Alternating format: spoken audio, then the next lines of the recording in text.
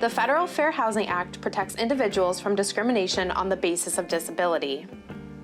Under the Fair Housing Act, who is considered to be disabled? The Fair Housing Act defines disability as a person with a physical or mental impairment that substantially limits one or more major life activities, a person who has a record of having such impairment, and a person who is regarded as having such an impairment.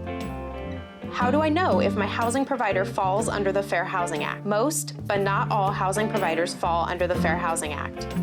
This includes apartment complexes, rental companies, mobile home parks, condos, townhomes, and even some houses. Properties with management companies, HOAs, or landlords who own 4 or more properties, and any property you found using advertising or a realtor will typically fall under the Fair Housing Act. What can my landlord ask me about my disability? If your disability is not obvious and known to your landlord, they can ask you for a letter from your doctor or medical provider. This letter should establish 3 things. 1, that you are a qualified person with a disability. 2, that the accommodation you are requesting is necessary to alleviate symptoms of your disability.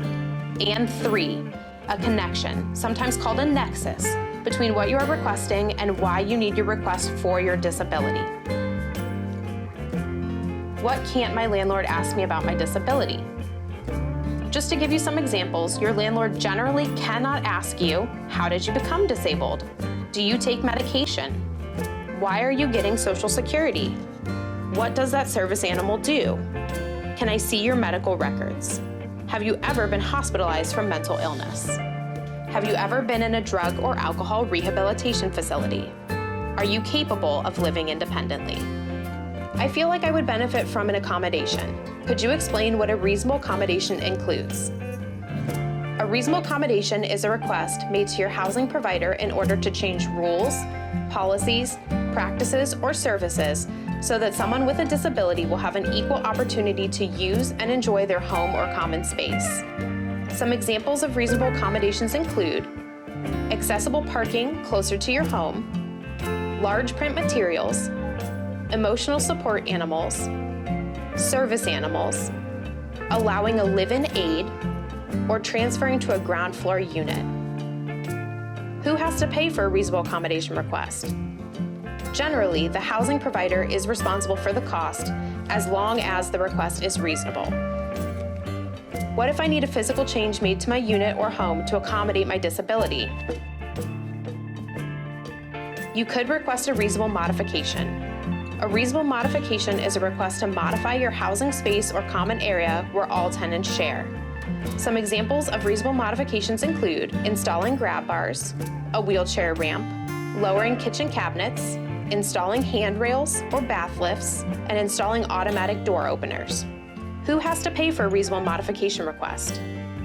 Generally, the tenant, or the person who is making the request, is responsible for the cost. However, there are a few small exceptions depending on if you reside at a subsidized property. Can a landlord deny a reasonable accommodation or a reasonable modification request? A landlord may deny a reasonable accommodation or modification request if it materially alters the intended nature or purposes of the service that they provide. A landlord may also deny a reasonable accommodation for a support animal if the animal has a history of aggressive behavior. I have a support animal for my disability. What protections are there for support animals? The Fair Housing Act does not differentiate between a service dog and an emotional support animal. Your landlord cannot impose weight or breed restrictions for support animals. Your landlord can require you to submit a letter from your doctor.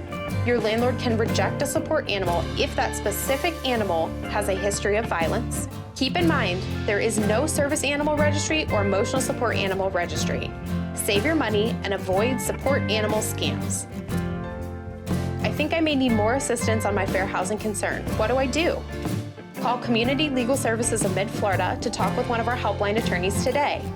Call us at 1-800-405-1417.